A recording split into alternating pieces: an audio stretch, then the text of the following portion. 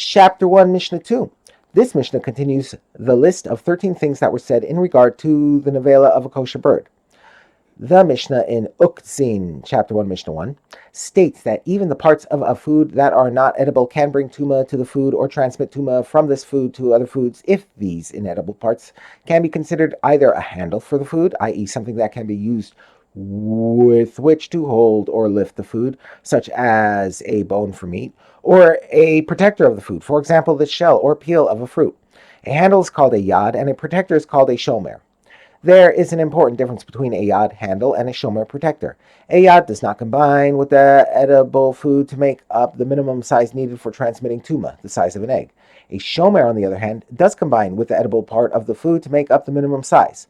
The Mishnah now discusses this law with regard to the inedible parts of a bird nevela.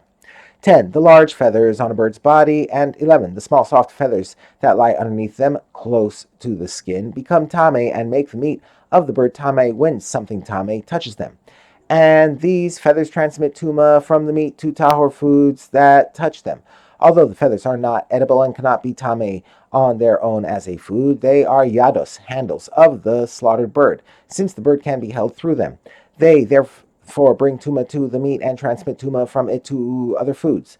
But because they are yados, the feathers do not combine with the meat to make up the minimum size needed to transmit tuma.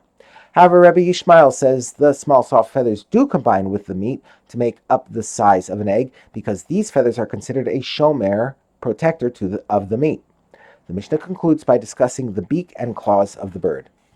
12. The soft edible parts of the beak, and 13. The soft edible parts of the claws of a kosher bird become tame and transmit tuma because they are considered food, and they also combine with the meat to make up the minimum size needed to transmit tuma. The next Tana adds 2 other parts of the bird that are counted toward the size needed to transmit tuma as a food.